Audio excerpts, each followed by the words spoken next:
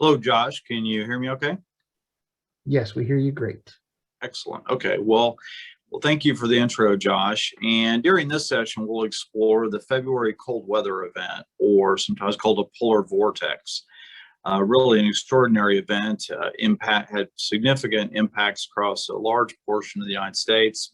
We're going to talk about some of the causes and implications for long-term planning. We're very fortunate to have our two speakers here today to hit this issue. SPP and MISO, both with a great deal of information on what happened, and we can have a good discussion about long-term planning and maybe some of the implications of this event. So our first speaker will be from SPP, Casey Cathy, Director of System Planning, Southwest Power Pool. Casey is a 19-year veteran of the power industry and subject matter expert for energy markets, grid operations, and transmission planning. Casey and his team are currently responsible for transmission planning, modeling, reliability, resource adequacy, and research and development. After we hear from Casey, we'll hear from Matthew Tackett, Principal Advisor, System Planning, Mid-Continent Independent System Operator, MISO. Matthew is the Principal Advisor of System Planning at MISO, an independent nonprofit organization responsible for maintaining reliable transmission of power for 15 states and the Canadian province of Manitoba. So let's start by going to the presentation from Casey, and then we'll go to Matthew, and then we'll go to Q&A. And I have a few questions, but please don't hesitate to use that chat function. I think it'll be much more interesting if we get to hear from the audience. Thank you very much, and it's all yours, Casey. All right, thanks, Warren. Can you just do a sound check? Can you hear me all right? Hear you great. All right. Good morning, everyone. So as Warren mentioned, I'm here to talk about the winter event. It happened, well, seems like forever ago now. It's mid-February of this year. So we can go ahead and start. Yeah, I built a slide deck. We built a slide deck for overview of the overall event, but I really want to get through this quickly so that we can get more to the informal Q&A. I didn't know if you guys knew SPP as an RTO, but I'm going to just spend a few seconds on this. We are an RTO, one of 9 in North America, and we have various business functions for the transmission grid and electric grid. Primarily transmission planning, reliability coordination. We have a wholesale energy market. We are adding business functions and members all of the time. In fact, this slide is already out of date. Even though I gave it to Travis earlier this week, we have 105 members now in 14 states. All are part of 14 states. We can go to the next slide. Okay, so this is kind of the big picture. I'm jumping to cutting to the chase here. We have emergency operations. We actually have to have emergency operations procedures per NERC guidelines as a reliability coordinator. And we stretch those processes. We have to have required training for our operators. But during this cold weather event, we did predict it. We saw the weather upwards of about 6 to 8 days ahead. We started warning our members through various alerts that we're going to have an issue. And so we started doing that.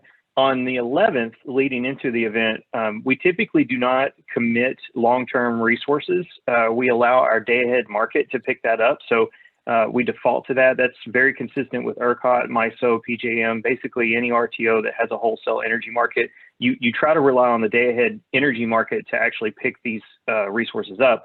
But we knew that this was going to be a challenge days in advance. So we started committing resources early and often. That is a balance there. And so if the weather didn't actually show up, those commitments could be out of economic order. So we have to always consider that. But we knew in SPP operations that this was going to be an issue. We issued public appeals. Our members executed their public appeals process. This is always an interesting one because sometimes when you issue public appeals, people turn on their heat higher, or they turn on their washer and dryer. But we actually saw a positive reaction to the public appeals during the winter event. So that was very good. We did have to curtail load. So we did have to do some load shed. This was unprecedented. I've been with SPP 15 years. And we've never done it. And we've actually never had an energy emergency alert level 3 for the history of SPP. And the SPP has been around since 1941. reliability coordination for 30 years. And we've never had this type of issue. So that just kind of gives you an idea that this is a very rare and extreme event. We did use every megawatt we could get.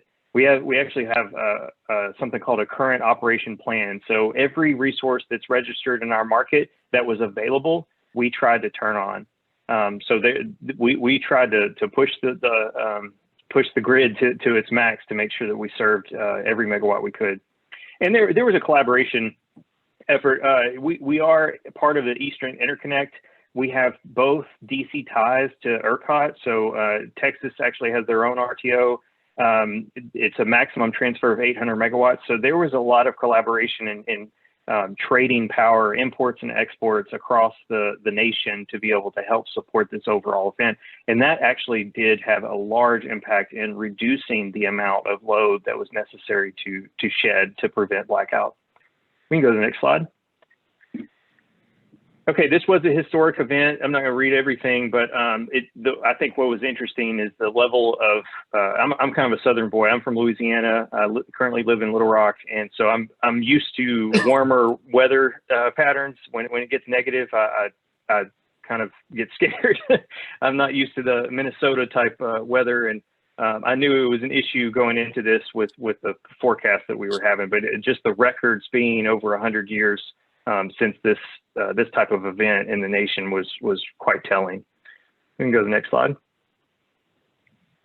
So this gives you a visual over just the temperature range. So the dark blue is temperatures below zero. It gives you an indication. ERCOT had some challenges as well, and you probably have seen that in the news. But this kind of gives you an impact of how large the winter event impacted. So we can go to the next slide. Okay, generation unavailability. This is key because this was a supply and demand problem, and it was a supply and demand problem for ERCOT as well. We do something called resource adequacy and set planning reserve margins to ensure we have enough capacity to meet certain load, and we try to predict it. There's a balance there. You don't want to have too much of a margin because that costs everyone money, and you basically are incentivizing generation to be built that won't be used. This was interesting because we have a lot of generation in SPP. We actually have over 90,000 megawatts of installed capacity within our footprint, 64,000 megawatts, 64 gigawatts of which is accredited capacity. However, even during this event, there was so much generation that was unavailable due to the extreme weather that we had some issues. And so that's kind of showing just how extreme this was. And it had a lot to do with fuel supply issues on the gas side, frozen blades, icing issues in the wind. We actually had frozen coal piles. So, you know, it's not a matter of a single fuel type that was an issue. It's actually issues across the board where it led to some problems. We did have rapid reduction of energy imports. Now, I want to say energy imports was very critical for SPP. We actually had upwards of 6 gigawatts imported into SPP. Typically, just to frame it, we have roughly 500 to 1,500, and it bounces from imports to exports. So, you know, if it's a nice summer day or spring day, we may be having a lot of wind, and we're exporting to the rest of the country upwards of almost 3,000 megawatts, 3 gigawatts. But we had 6 gigawatts imported a few times during this winter event. So that gives you kind of an indication that it was more than double of our typical extreme import capability. And there was times where we actually exported to ERCOT.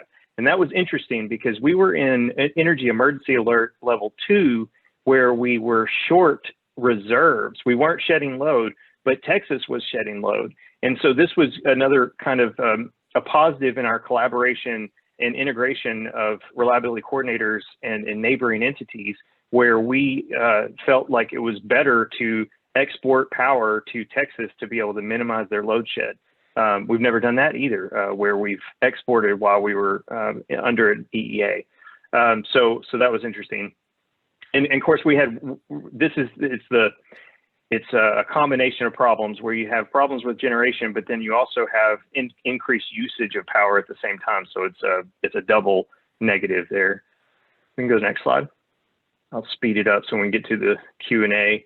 So the advanced preparations, we go through this. I kind of mentioned a lot of this. I do want to call out one thing: rescheduling transmission and generation maintenance outages. This is something. A lot of what this winter event highlighted are things that SPP was starting to do from an initiative perspective. So I'll give you an example. We actually have 27,000 megawatts of wind installed. We are setting records. Last week, we set an 82% wind serving load record. In preparation for all of that wind, we are starting to slide generation outages around, not due to transmission constraints, which is typical and historical really since the grid has been around. Now we are actually designing generation outages around the possibility of losing wind, which is an interesting paradigm shift in our outage coordination. Well, we did something very similar from a winter event perspective as well. And so we kind of borrowed the latest and greatest processes we just stood up a couple of years ago. We can go to the next slide. Okay, what do I want to call out on this one?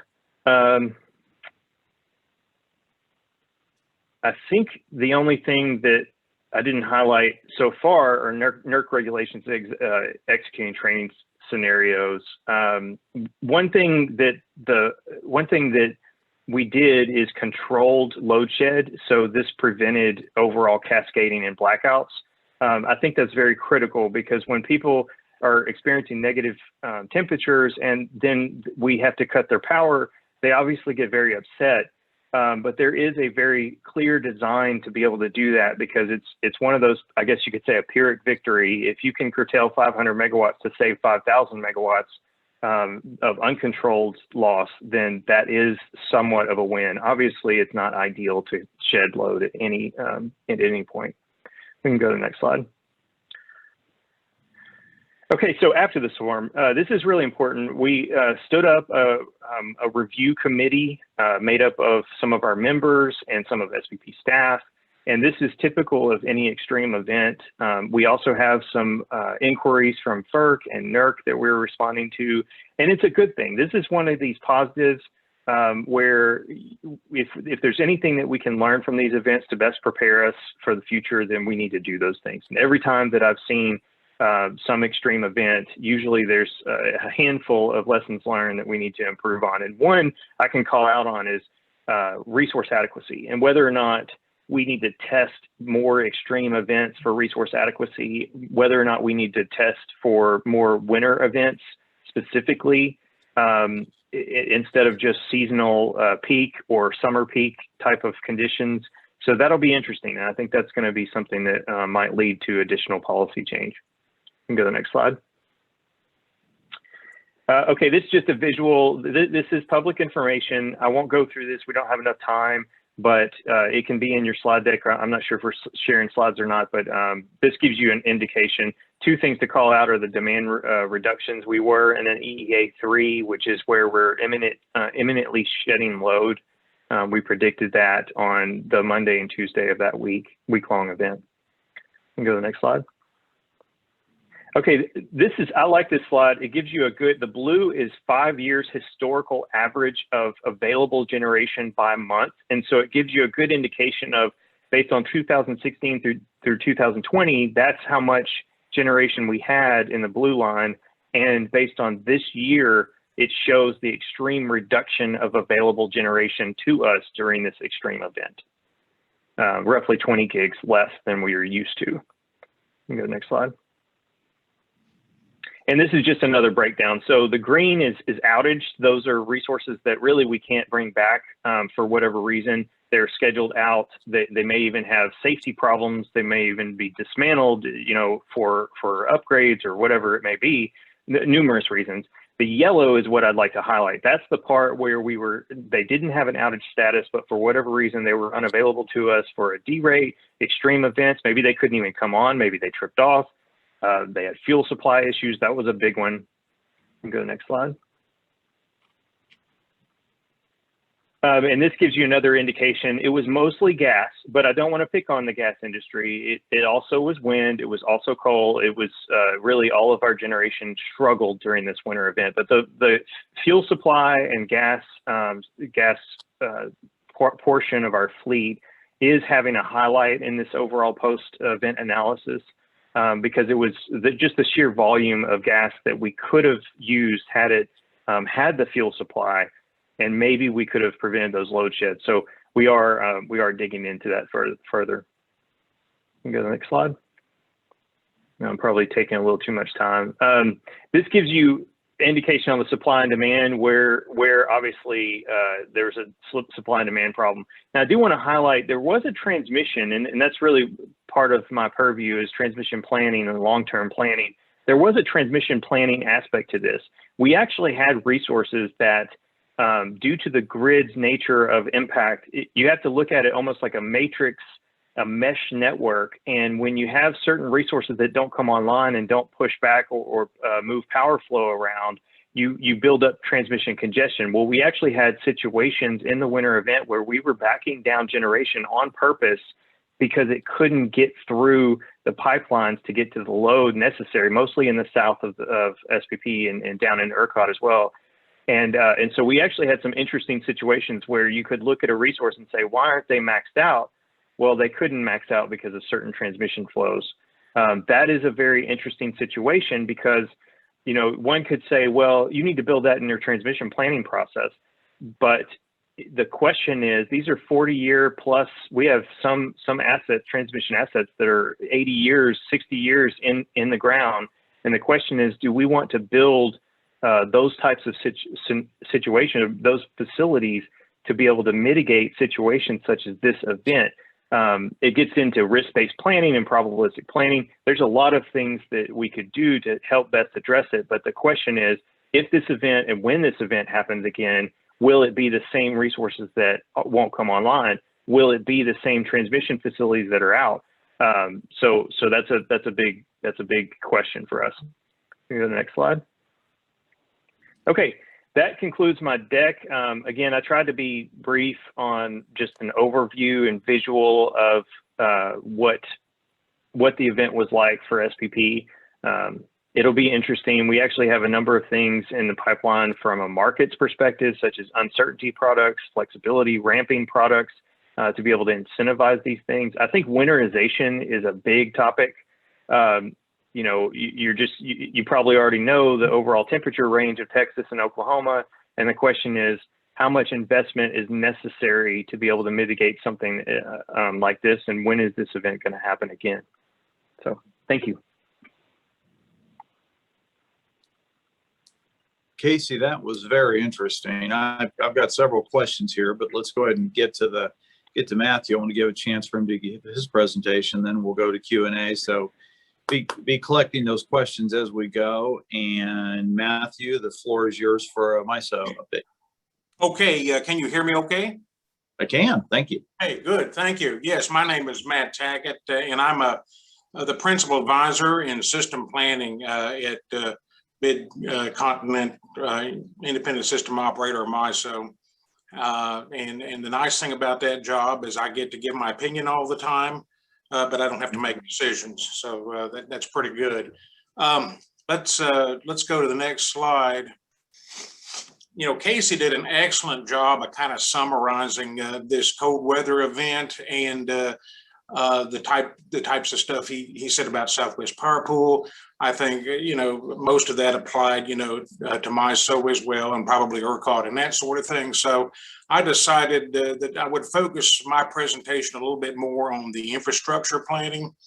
I did want to quickly show this overview slide, you know, that indicates we had some issues that I think we handled well, but an event of this magnitude certainly caused us some local transmission issues.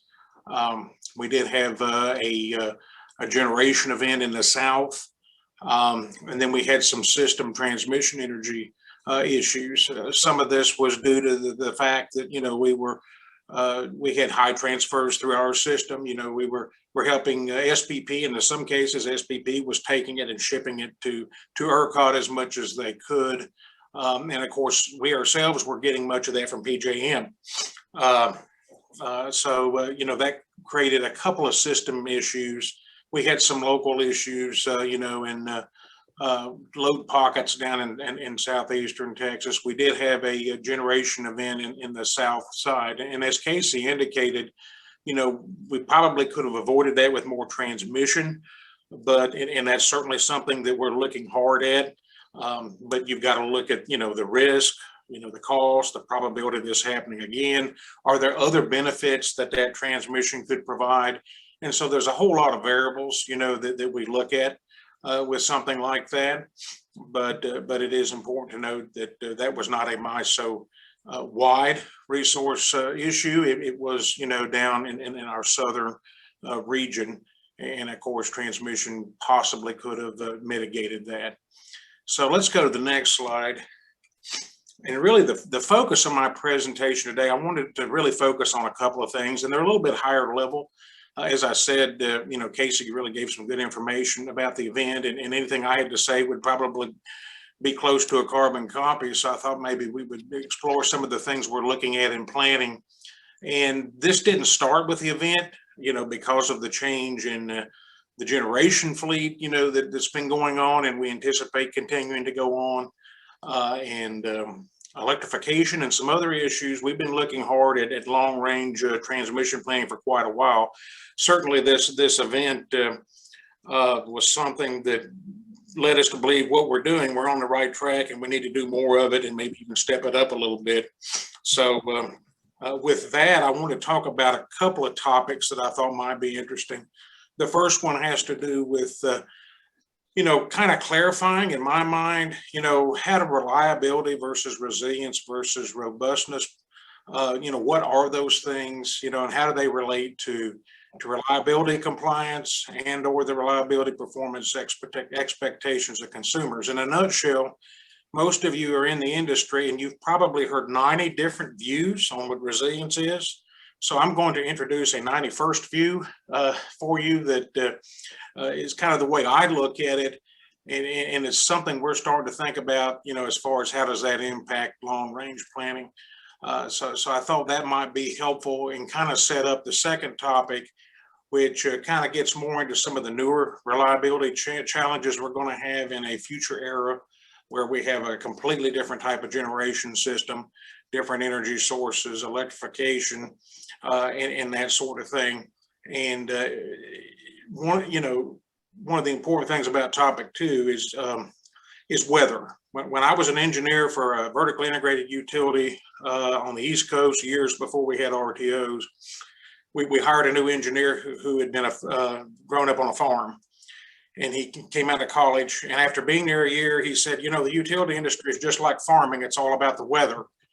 And obviously, load is impacted by the weather, outages are impacted by the weather. But as we go into this new era, much of our generation will be impacted by the weather, not just extreme weather as we saw in February, but just the availability of wind versus solar and that sort of thing, which makes the reliability challenges much greater in the future than they've been in the past. So I want to talk a little bit about that. So let's go on to the next slide. So first we'll look at a little bit at reliability, robustness, and resilience. So maybe the next slide. So when I think about reliability, that's a concept in an industry that's not just part of the utility industry, but it's much broader. It covers most of the industrialized world. And when you look up in the dictionary, what do you mean by reliable? It's all about dependability. It's usually applied to systems, and it says what percentage of the time is the system available. So when I look at reliability, I think more in terms of, how are we serving our customers? Now, the interesting thing about electric utility is it doesn't just have one output. If it has 1 million consumers, it's got 1 million outputs. And some of those outputs could not be working, while many others are. So it's a little bit more of a challenge to quantify that type of reliability in the electric power industry. And typically we do that in terms of a number of reliability indices that look at the average performance. So for instance, the SAIDI, which is used very much on the distribution system, but it can quantify the total reliability, is impacted by both transmission and distribution. That's just the average number of minutes the average customer is interrupted per year.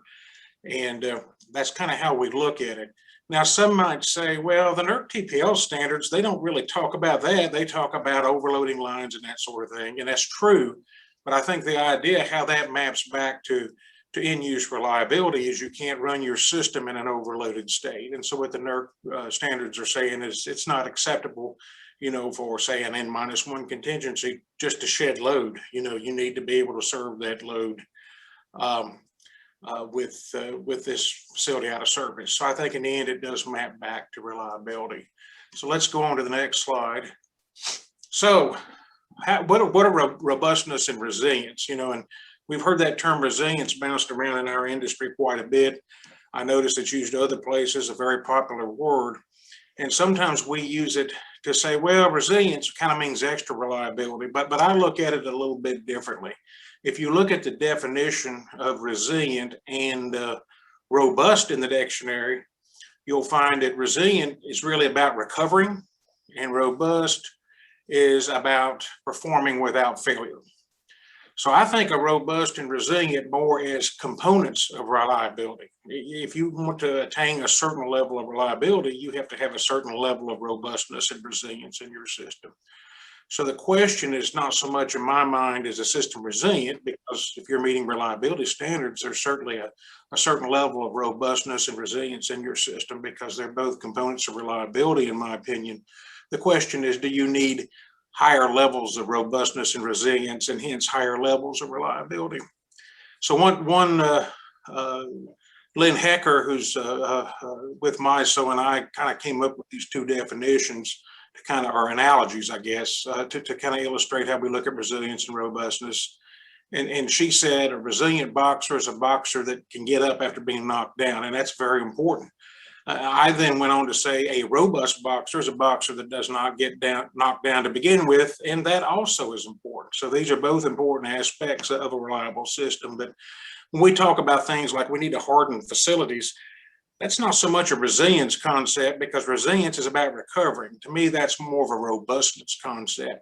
So that's kind of how I look at it and how some of the people at MISO are starting to look at it in long range planning, that both are components of reliability. So let's go on to the next slide.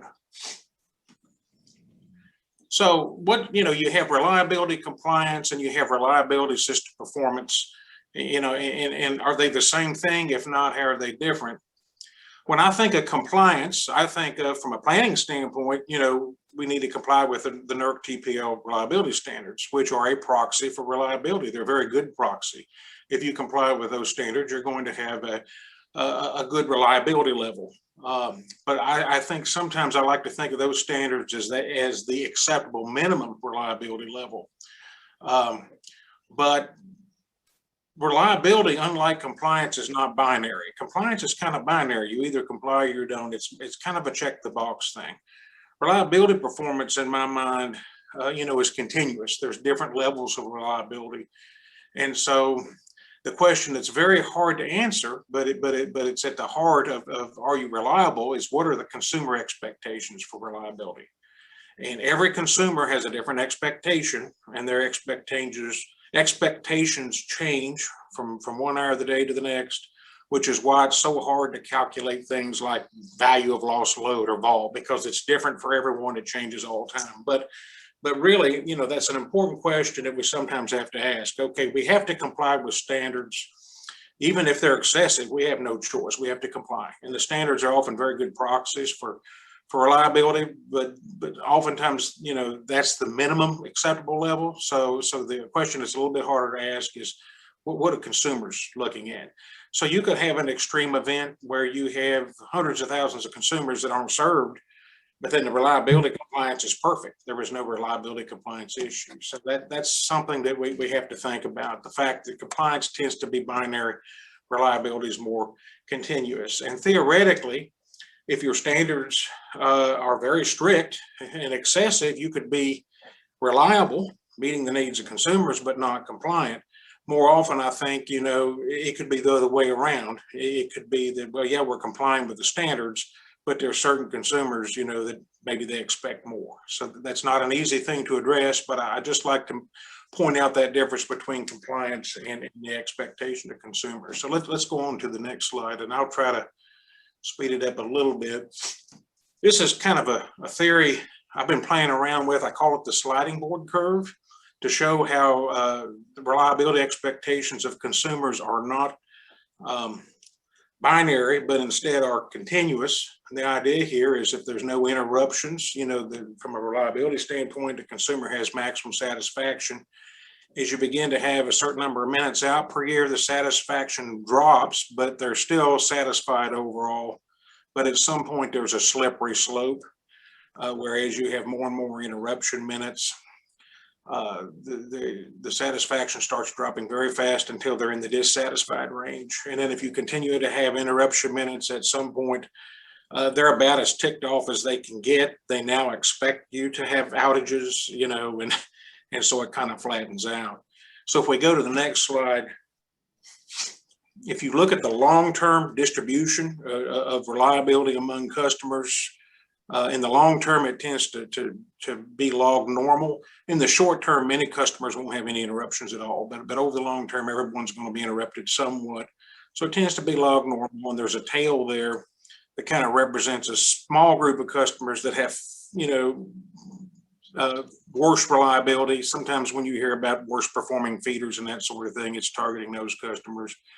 And so, applying a hypothetical sliding board curve kind of illustrates conceptually, how you can look at reliability. The problem is every consumer has a different sliding board curve. So this technique's probably not practical to try to actually quantify or answer that question, what do consumers expect, but it just kind of demonstrates qualitatively, how it might look. So let's go on to the next slide. This is a supply-demand curve for reliability, and this is based on a situation where we believe the reliability standards are minimum acceptable levels, but depending on the cost, consumers may be willing to pay for higher reliability. Certain consumers, maybe not all, and so we have a supply curve that kind of is the incremental benefit curve. The incremental cost curve, and then the demand curve is the incremental benefit curve. And as you make more and more improvements to reliability, obviously the incremental benefits come down, the incremental costs go up, and at some point, they cross, and that's kind of the optimum reliability level. And so one of the questions we have to look at is compliance with standards is very important, and that's the first step. But then there's more we can do? And it's not an easy question to answer, but that's something that we need to think about all the time. And sometimes events such as the one in February, the one little silver lining in those events is it helps us think and understand better if, we do need to step up that robustness and resilience level a little bit. So let's go to the next question, because I know you guys want plenty of time to ask questions.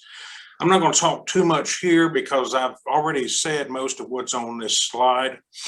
But I do think that the key components here are, in my opinion, resilience and robustness are components of reliability. I also put luck in there because that's true. Luck is also a component. We don't have any control over luck. We do have some control over robustness and resilience. And I think it's always important to keep asking the question, how does compliance compare with what consumers expect and are willing to pay for? Not an easy question to answer, but it's something we should continue to think about. Both, not only RTOs, but policymakers, regulators, in all of the relevant sectors. So let's go to the next slide. So now let's shift gears, kind of set the stage, and I've got a few slides. I want to talk about how I see some of the reliability challenges changing in this new era of a completely new generation system. So if we look at historic reliability drivers, we can kind of look at this in terms of a matrix. Typically, reliability drivers, are based on three things, and this is something that is very important in the distribution side, but I think you could extend it to the transmission and generation side as well.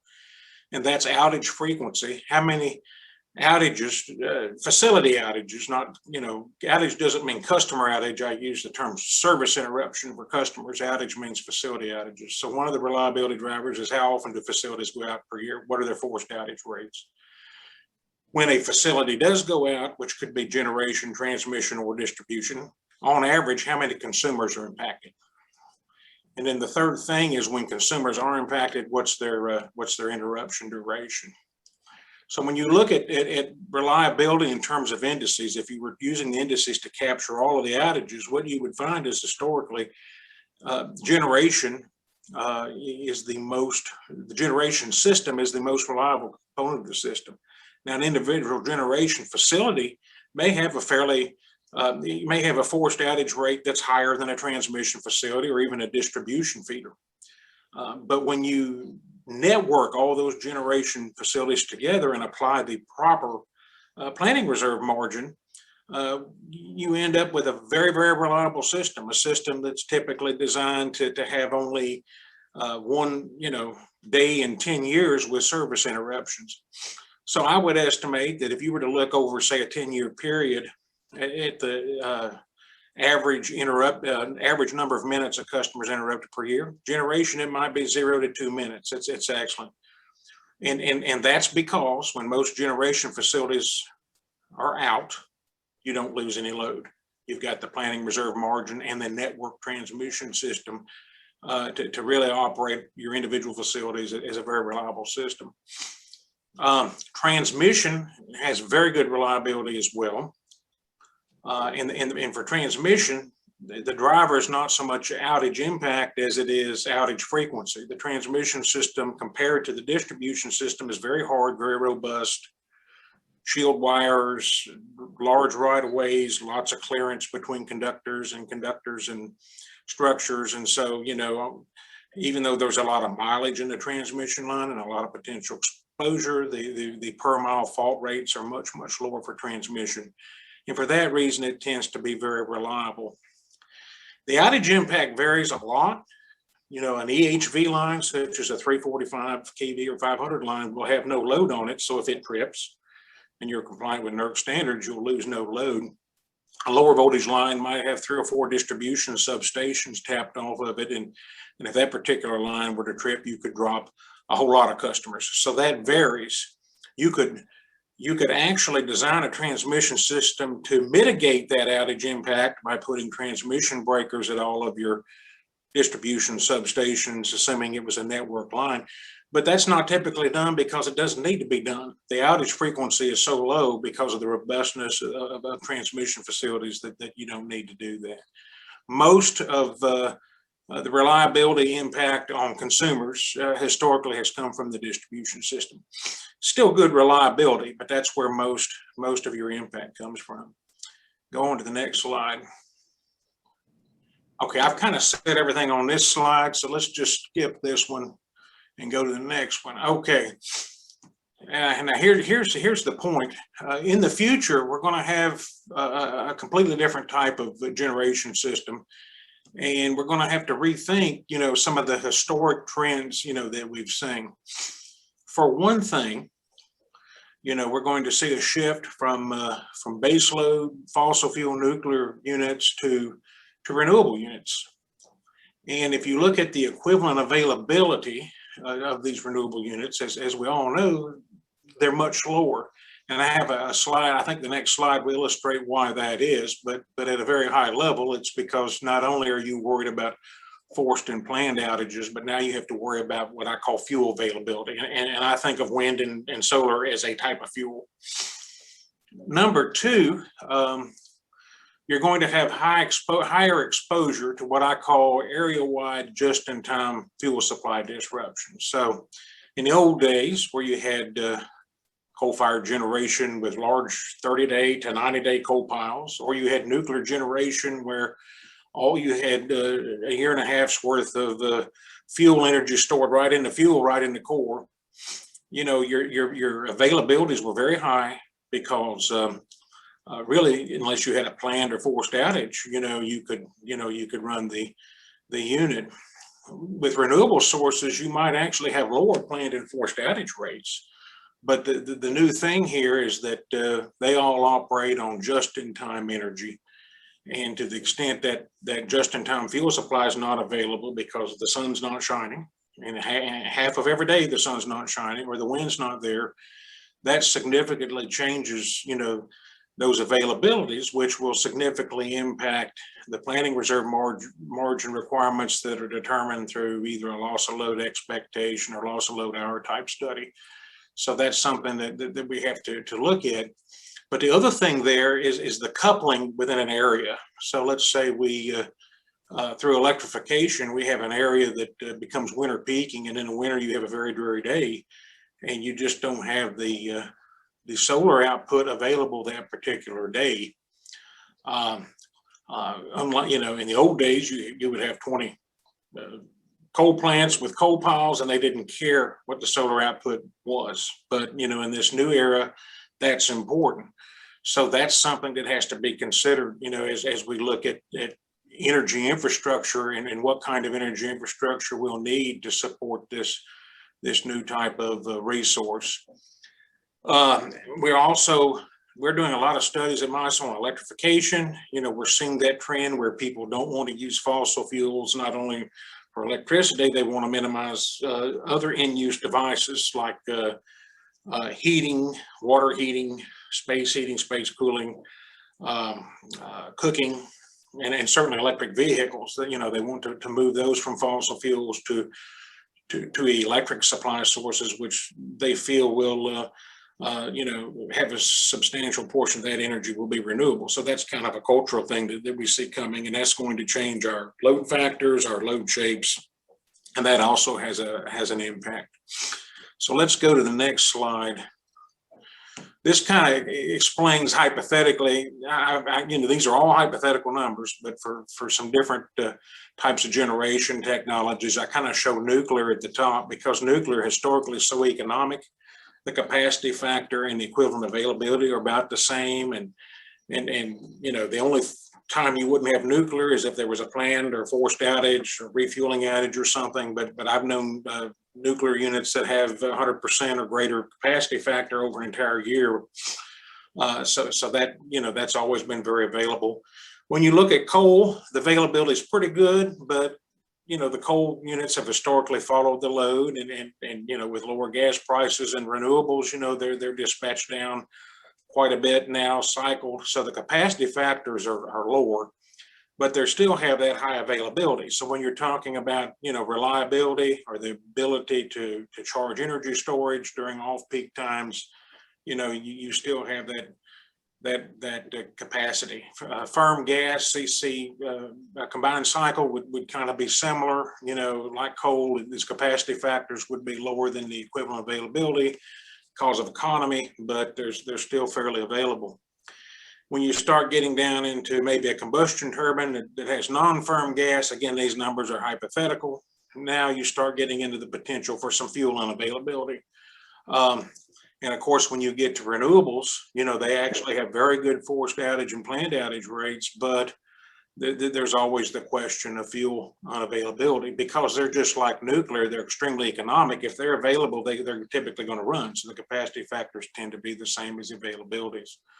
But we now have to think about, okay, maybe we need to change our paradigm, how we operate, how we design the transmission grid and that sort of thing, as we have these resources that have different availability characteristics. So let's go to the next slide. And I'm going to try to hurry through this a little faster. I think I've pretty much covered everything here. So let's skip this one. This is just a summary of what I just said. So if you look at our conventional generation availability model, we have the red is a load duration curve, which is a rearrangement of the annual load profile from the highest hour to the lowest. And then the blue curve kind of equals our maximum resource capacity nameplate. And then the green line is kind of the average available resource capacity. Now that green line would vary from hour to hour, but because I'm dealing more here with energy, I've just kind of shown it as a flat curve. So you've got some planning reserve margin there to meet your 1 day in 10 year.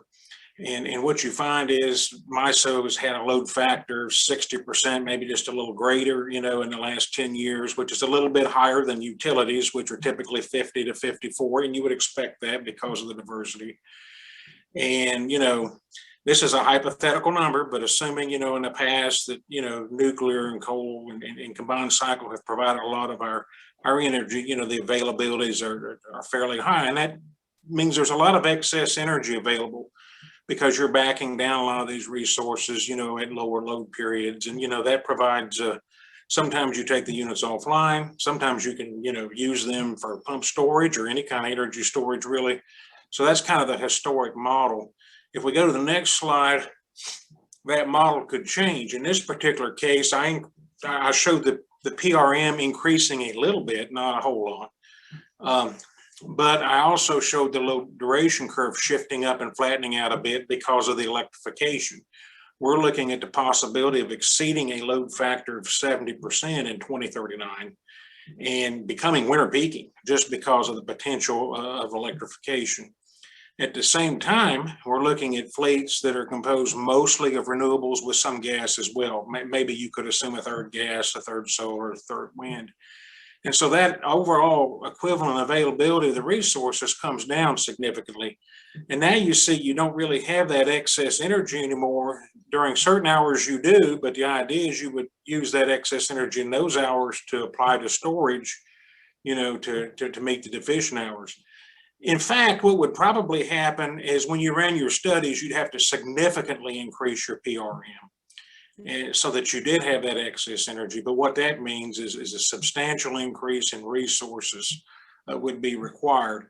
So I think one of the questions we ask is, well, if we had a more robust transmission system and we never allowed a situation where we had underutilized, capacity in one part of the system or even the interconnection that could be available somewhere else, that certainly would mitigate the need to do a lot of that additional capacity and additional PRM. So it becomes an economics problem. You have to say, okay, we're definitely going to see higher reserve margins as we shift to renewables, but can we mitigate that a bit by, also looking at building the transmission system to be more robust. And so that's one of the big things that we're looking at now is how much of this should be transmission versus additional capacity. I think I've only got 2 slides left, and then we can go to the Q&A period.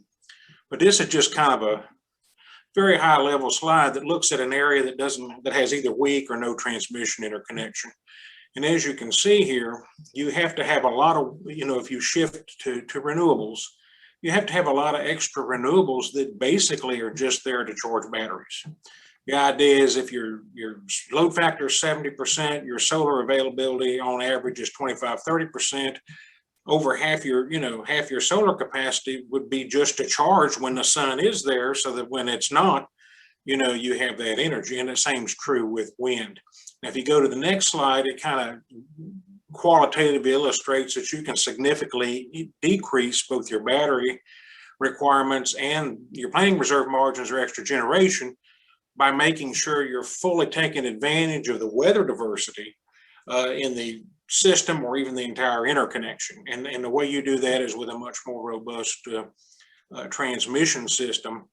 And so it becomes a little bit of an economics problem. I don't think one solution over the other is right. It's a combination of both, but that's the types of things that we see that are different, so it's not just that the new generation fleet is located in a different location or it's a different generator, but the entire system will operate differently. I like to say, using Indiana as an example, there's a large coal plant in southern Indiana, and historically that supplied the Indianapolis area. And as the load goes down at night, we back the coal plant down and it comes back up in the morning. But in the future, we might find that Indianapolis is getting solar from Arkansas during the day and wind from North Dakota at night. And those sources are 1,000 miles apart.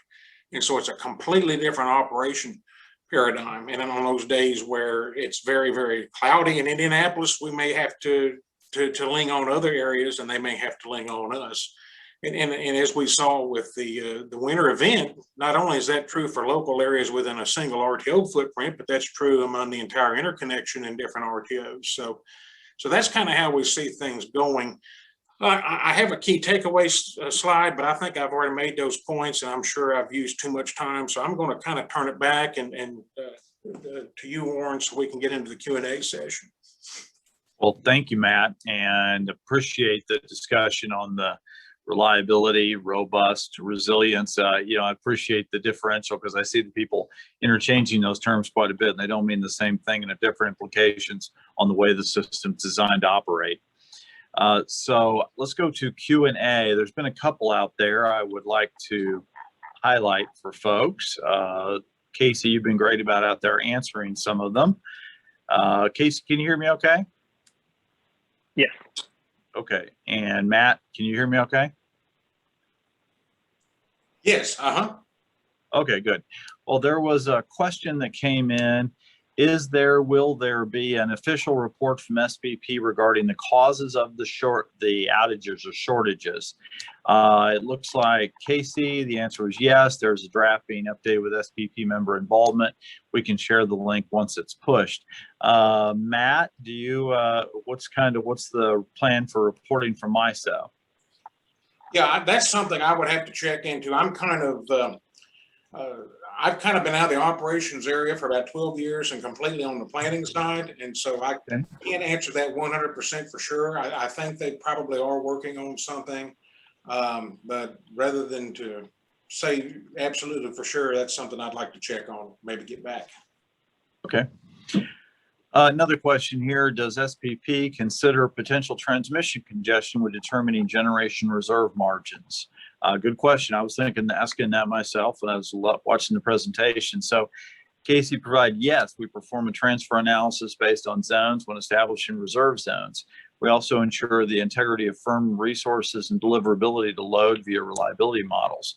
This process does lead to transmission upgrades over time as the grid changes. So let's see, those are the big ones I'd hit right away. Casey or Matt, anything you'd add to what you heard thus far? And then I hit some other questions here. Yeah, I would echo Casey's answer from MISO on the reserve margin. Okay. So in watching the presentation, Casey in particular, by any definition, this was an extraordinary event. Now, I look at, I've experienced temperatures multiple times that were colder than what we experienced for the polar vortex in February. What made it different seemed like it was how long it was that cold. We're thankful at Ameren, Missouri, it wasn't much longer than it was. It was beginning to significantly impact water flows in the rivers, which was going to end up power plant condensing capability. But it was also the breadth, how wide of an area it impacted, getting into natural gas fields in areas well south of the normal impact areas. So it wasn't just how cold it was how long it was, and it was the breadth, the wide geographic area that was impacted. So I've done some scenario modeling of weather impacts in the past, and it strikes me that, we've kind of looked at what's a 50-year event, what's a 100-year event. Does this seem to create a new sort of criteria for thinking about what an emergency situation might look like? Yes, I would say yes. I kind of hinted on it in the presentations. It is begging the question on how often. I think that was one of the first questions. How often will this happen, and should we prepare for it? I think you hit it when you talked about the breadth of, and that's what, if I go back to the 2014, PJM did struggle during that polar vortex. Obviously, that was a completely different footprint, but it's a very similar situation where we have these events all the time. In fact, monthly. The general public doesn't see this, but the RTOs struggle. Instead of once every year, we typically have kind of an issue or something that's a highlight moment. I think the last 10 years, especially given the regional fuel mix change and how rapid the grid is changing, we're learning all the time. Fortunately, these monthly events we're able to manage them because of the regional diversity and fuel mix and how we can always help each other out.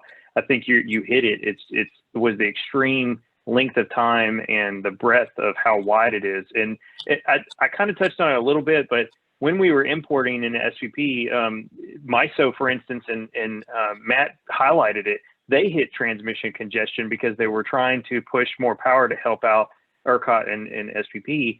And so there was a level of curtailment there, and they also had some supply issues, or not MISO, but other neighbors had some supply issues as well because of how widespread it was.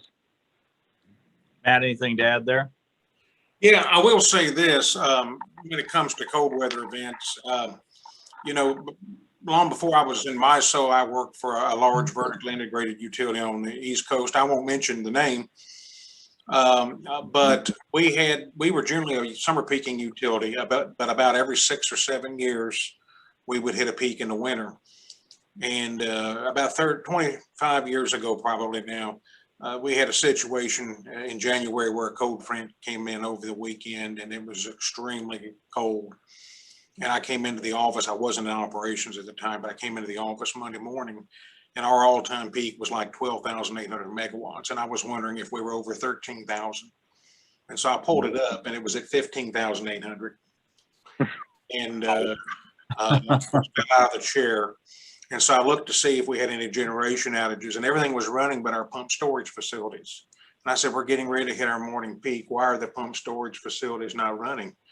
Turned out they ran them all night and the upper reservoir was empty. So we did have to go into rotating curtailments. And I think the problem is when you get into those extreme cold winter, it affects everything, you know, frozen coal piles, you know, wind, gas, nuclear.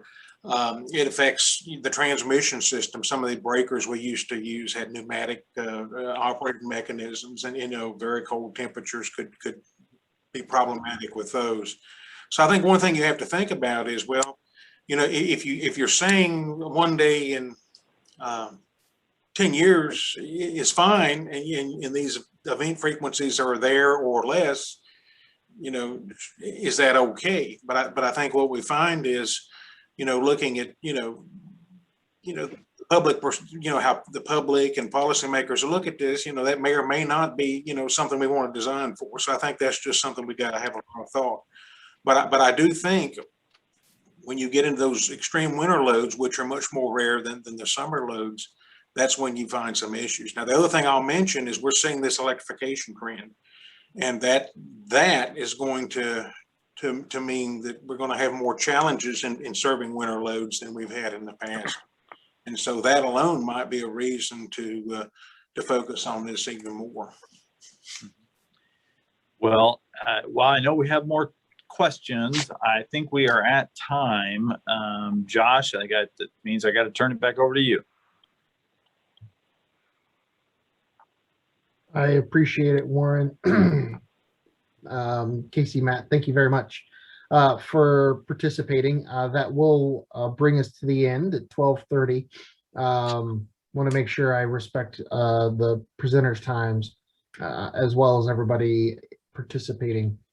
Again, it should go without saying, but it won't. Thank you to our sponsors for making sure that we are able to put this event, and more importantly, the series on. Upcoming later this year in August is the Midwest Energy Policy Series on energy efficiency. So stay tuned for that. If you have ideas or topics you'd like us to discuss, please let us know. We will also have our Midwest Energy Policy Series on economic development in December again.